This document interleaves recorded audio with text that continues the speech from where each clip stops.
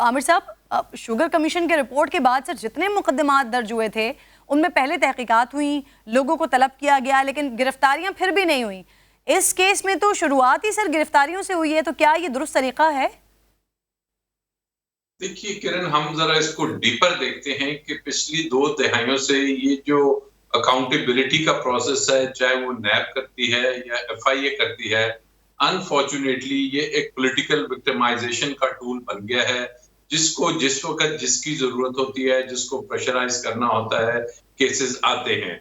लेकिन जब केसेस आ जाते हैं तो अनफॉर्चुनेटली अदालतों में जमानतें भी होती हैं, अदालतों में साबित भी नहीं होते और एक प्रेशर बना के रखा जाता है।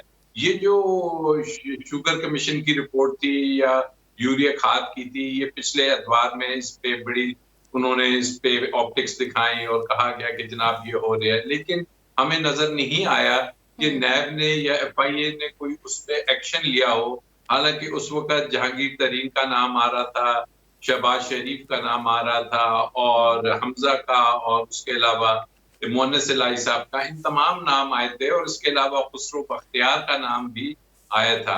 अब मुझे समझ नहीं आती कि वो कौन सी पिक एंड चूज होती है कि जो all of a sudden one fine morning एक बंदे को अलहदा कर लिया जाता है और उसके खिलाफ ये बात है कि अगर उनके अकाउंट में या बेनामी अकाउंट्स हैं या उनके चपरासियों को, मुझे तो अफसोस होता है चपरासियों का कि वो बेचारे by the end of the day उनकी हम डेथ्स देख रहे हैं। अगर इनके चपरासी के ग्रेड 4 के मुलाजिम के अकाउंट में आए हैं तो इससे पहले हमने मकसूद चपरासी का नाम भी बड़ा सुना और 4 अरब रुपए का एक फिगर सुना, लेकिन उसके बाद अदालत से जमानत हो गई।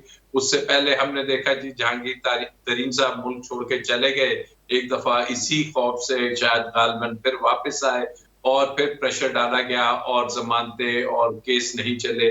तो अब भी देखिए, अगर तो अक्रॉस द बोर्ड होना है तो फिर सबका हो, लेकिन अब इसमें बात ये है कि सुप्रीम कोर्ट ने इसी वजह से इसमें सो मोटो लिया और सुप्रीम कोर्ट ने एक और बात की कि हम देखेंगे कहीं अदालत अपने जो उनके जी, इख्तियारात ठीक। हैं उसके बाहर सही। तो नहीं जा रहे।